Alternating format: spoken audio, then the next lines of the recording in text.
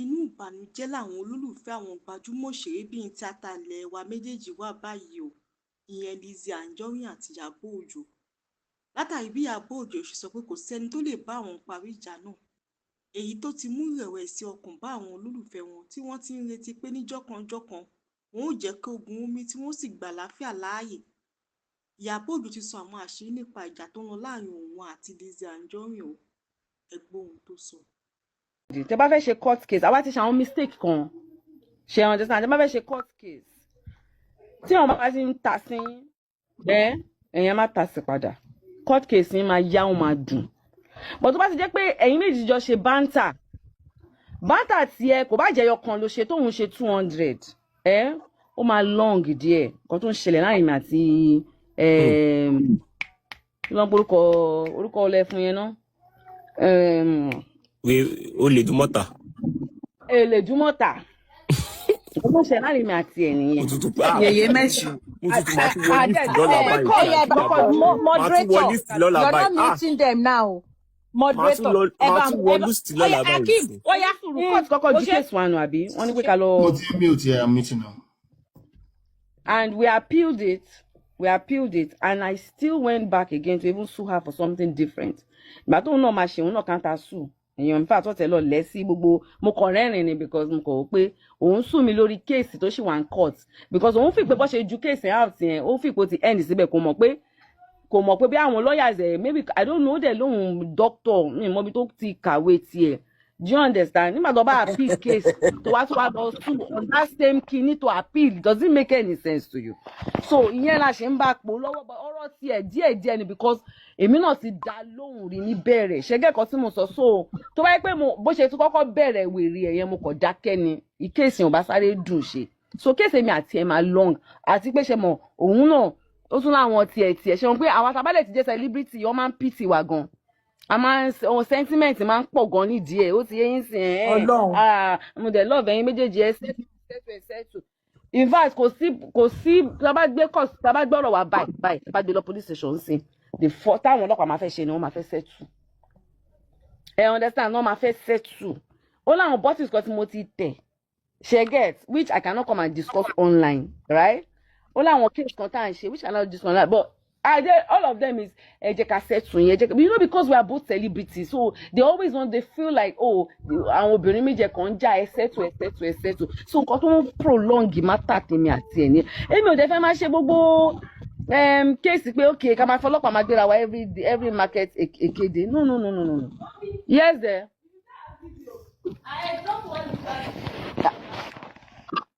Okay.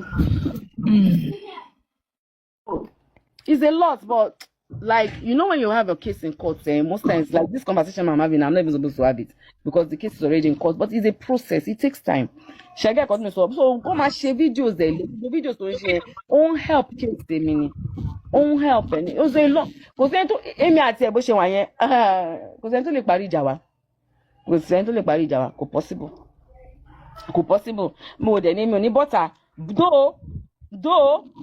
though mo ti backslide o ẹni tó bá notice mi láti last week mo ti backslide because mo kàn lọ ń túbì kan mo kàn lọ rí black bonnet mi padà ṣe understand but làbákẹ́ èmi lèmi máa jó black bonnet yẹn. àti àbá àti black bonnet yẹn.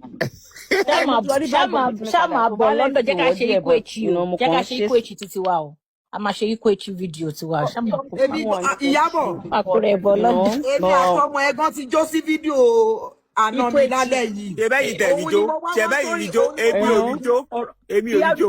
Ìyábọ̀ gbà tí mo rí ti AK ní Priscilla ìwọ ló kó wá sí gbogbo ilé mi ò rí kí ní ìjó látàárọ̀. òun ló kó mi sí láti jó.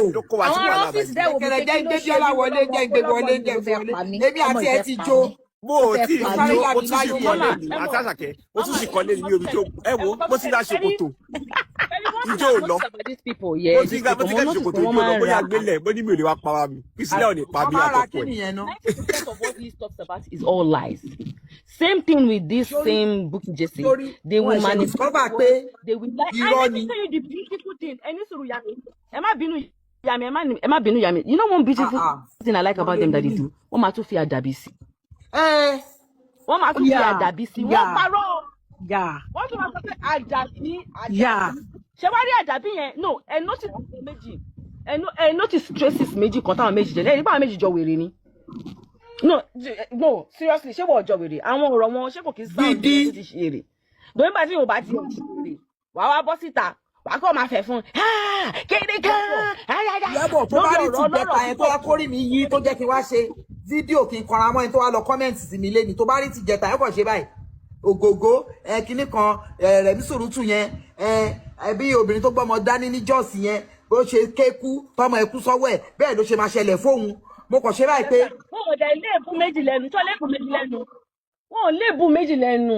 para tó máa dá òun tiẹ̀ ti gbàgbé má gbọ́ Iyabo òun tiẹ̀ ti gbàgbé pé àgàn ni kò tiẹ̀ sọmọ lọ́wọ́ ẹ̀ mọ́ kò lè rọ́mọ kankan sunkún lé mo ní mo dúpẹ́ tó tiẹ̀ rọ ọmọ kankan sọ pé mo fẹ́ sunkún lé. ọmọ pé mi ò kí n fọmọ mi ò fọmọ búyàn mi sọ̀rọ̀ débi ọmọ so ẹ jẹ́ kí nǹkan tó bá ẹ jẹ́ ká fìyẹn lẹ̀ mommy I just know is that mama you are blessed. Amen. You have all of us.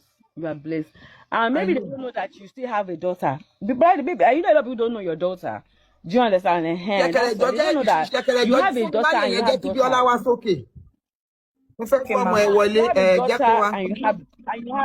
have daughters. Do you understand? You have daughters. You have sisters. You have it in us in so many ways. I know. You are not in the industry. Anyone now? So we are all here.